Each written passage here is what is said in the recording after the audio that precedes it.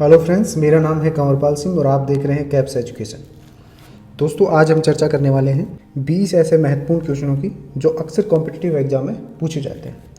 और आज का जो हमारा टॉपिक है वह है सल्तनत काल।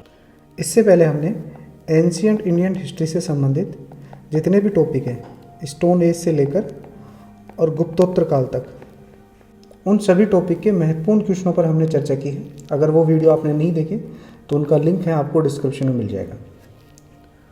और आज का जो हमारा पहला क्वेश्चन है वह है, निम्नलिखित में से भारत पर पहली बार आक्रमण करने वाले कौन थे। तो देखिए, भारत पर पहली बार आक्रमण करने वाले थे अरब।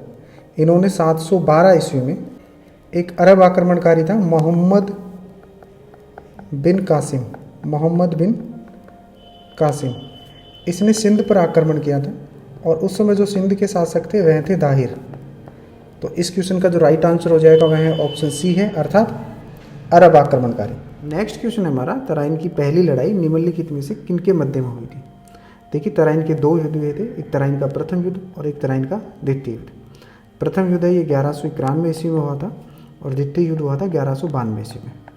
और ये दोनों युद्ध हुए थे मोहम्मद गोरी और पृथ्वीराज चौहान के मध्य में। तराइन के प्रथम युद्ध में विजय हुई थी पृथ्वीराज चौहान की विजय हुई थी, और जो तराइन का द्वितीय युद्ध है इसमें विजय हुई थी गोरी की। तो इस क्वेश्चन का जो राइट आंसर हो जाएगा वह ऑप्शन बी है, अर्थात मोहम्मद गोरी और पृथ्वीराज चौहान। नेक्स्ट क्वेश्चन है हमारा, मोहम्मद गोरी के विजित प्रदेशों की देखभाल के लिए निम्नलिखित में से किस विश्वसनीय जनरल को छोड़कर गया था। देखिए, मोहम्मद गोरी के 1192 ईस्वी में तराइन के द्वितीय युद्ध के विजय के पश्चात अपने जो विजित प्रदेश है उनकी देखभाल के लिए इसने कुतुबुद्दीन ऐबक को नियुक्त किया। और कुतुबुद्दीन ऐबक ने 1192 से लेकर और 1206 ईस्वी तक एज ए सेनापति शासन किया। और 1206 ईस्वी में यह अपने आप को स्वतंत्र शासक घोषित कर देता है। और इसी के साथ ही एक नवीन वंश, गुलाम वंश की नींव डलती है। तो इस क्वेश्चन का जो राइट आंसर हो जाएगा वह ऑप्शन सी है, अर्थात कुतुबुद्दीन ऐबक। नेक्स्ट क्वेश्चन है हमारा, निम्नलिखित में से किस राजपूत राजा ने मोहम्मद गोरी को पहली बार हराया था। तो देखिए, अनिलवाड़ के एक शासक थे बघेल वंशीय भीम सिंह द्वितीय। इन्होंने 1178 ईस्वी में गोरी को पराजित किया था।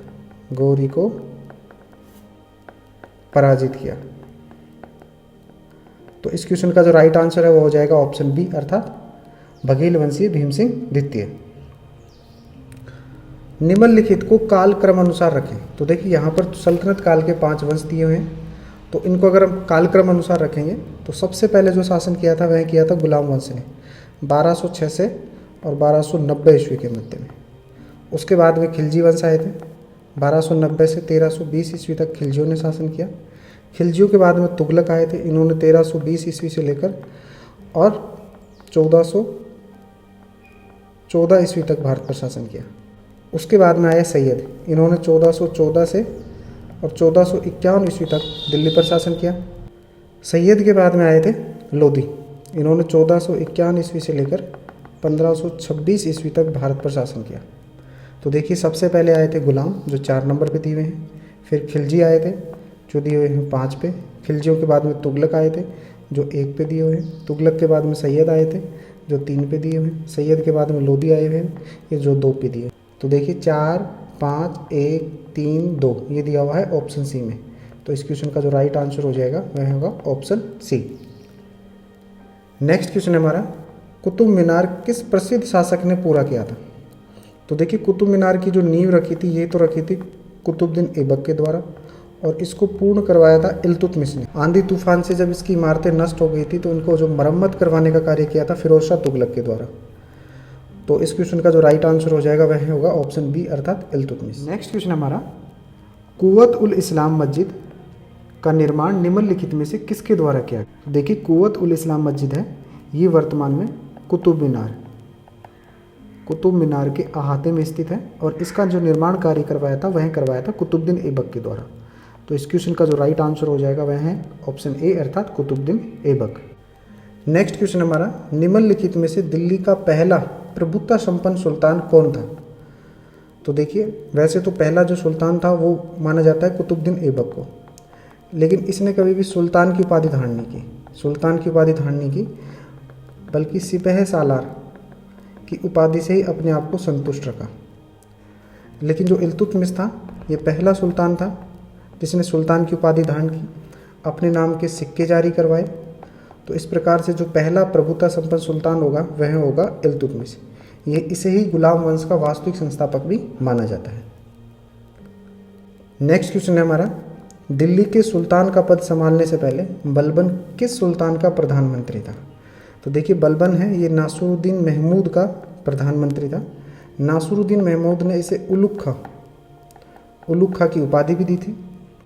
1266 ईस्वी में जब नासुरुद्दीन महमूद की मृत्यु हो जाती है तो उसका कोई उत्तराधिकारी नहीं होने के कारण बलबन अगला शासक बनता है।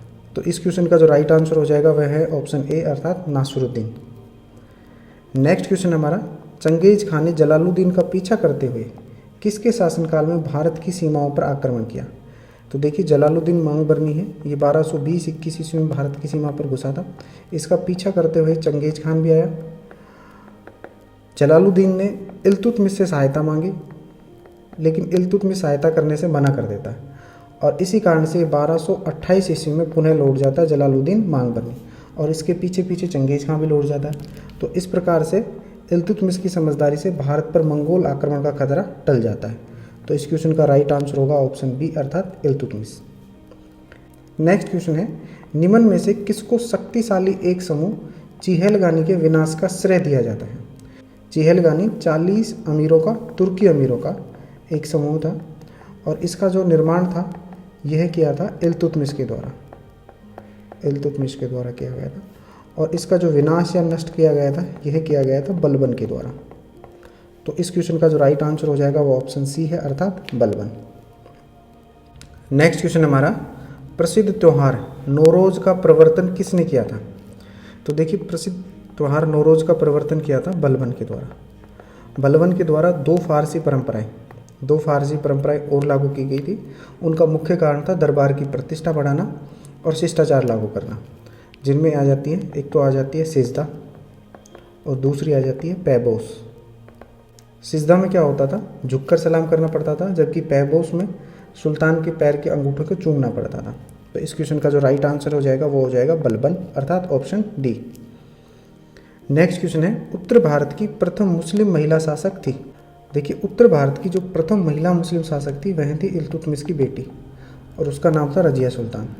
इसने 1236 ईस्वी से लेकर और 40 ईस्वी तक शासन किया था दिल्ली पर। इसने पर्दा प्रथा त्याग कर दरबार में ये चोगा और कुल्हा पहनकर उपस्थित होती थी। तो इस क्वेश्चन का जो राइट आंसर होगा वह हो जाएगा ऑप्शन ए अर्थात रजिया सुल्तान। नेक्स्ट क्वेश्चन हमारा, स्वयं को दूसरा सिकंदर या सिकंदर सानी कहने वाला सुल्तान कौन था? तो देखिए 1290 ईस्वी में गुलाम वंश को नष्ट करके एक नया वंश आया था खिलजी वंश, जिसके जो संस्थापक थे वह थे जलालुद्दीन खिलजी।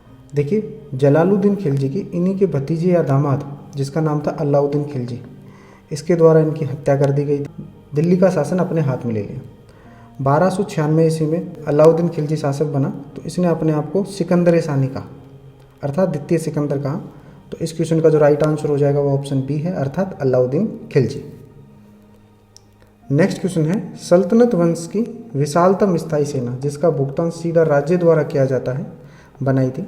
तो देखिए एक तो स्थायी सेना और उस स्थायी सेना को नगद भुगतान देना,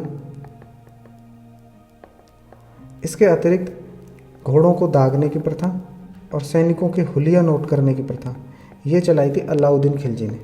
तो इस क्वेश्चन का जो राइट आंसर हो जाएगा वो ऑप्शन बी है अर्थात अलाउद्दीन खिलजी। मलिक काफूर जनरल था? तो देखिए मलिक काफूर है ये जनरल था अलाउद्दीन खिलजी का। अलाउद्दीन खिलजी ने इसे 1000 दिनार में खरीदा था, इसीलिए इसे 1000 दिनारी भी कहा जाता है, 1000 दिनारी। और जो दक्षिण भारत का विजय अभियान है ये मलिक काफूर के नेतृत्व में ही अलाउद्दीन खिलजी ने विजय किया था। तो इस क्वेश्चन का जो राइट आंसर हो जाएगा वो ऑप्शन सी है अर्थात अलाउद्दीन खिलजी का सेनापति था।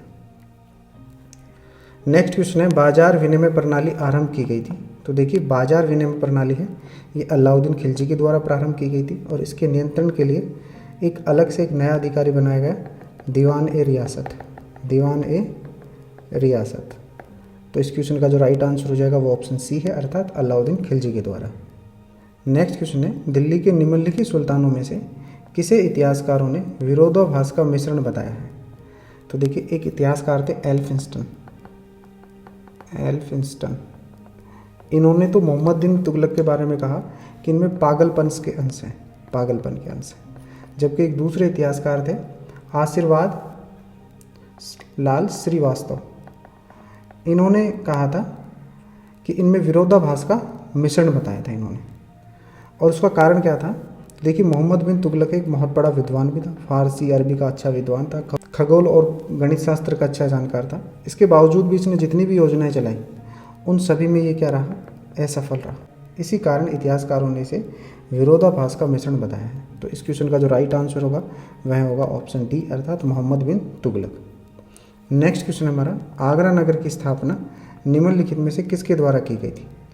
तो देखिए, आगरा की स्थापना की गई थी 1504 ईस्वी में सिकंदर लोदी के द्वारा। सिकंदर लोदी ने एक और पैमाना चलाया था, गजे सिकंदरी, भूमि की पैमाइश के लिए। तो इस क्वेश्चन का जो राइट आंसर हो जाएगा ऑप्शन डी है, अर्थात सिकंदर लोदी। अंतिम क्वेश्चन हमारा, यात्री इब्न बतूता कहाँ से आया था? तो देखिए, इब्न बतूता है ये 1333 ईस्वी में मोरक्को से आया था, और उस समय जो भारत का शासन था यह मोहम्मद बिन तुगलक के हाथों में था। मोहम्मद बिन तुगलक ने इसे पहले दिल्ली का काजी बनाया, उसके पश्चात इसे अपना राजदूत बनाकर चीन भेजा। तो इस क्वेश्चन का जो राइट आंसर हो जाएगा वो ऑप्शन ए है, अर्थात मोरक्को। आपको हमारा वीडियो कैसा लगा? यदि अच्छा लगा तो इसे लाइक करें, शेयर करें, और इसी तरह के और वीडियो देखने के लिए चैनल को सब्सक्राइब करें। इस वीडियो की जो PDF नोट्स हैं वो आपको मिल जाएंगे हमारे टेलीग्राम चैनल कैप्स एजुकेशन पे। आप हमें इंस्टा पे भी फॉलो कर सकते हैं। टेलीग्राम और इंस्टा दोनों का लिंक है आपको डिस्क्रिप्शन में मिल जाएगा। Thank you.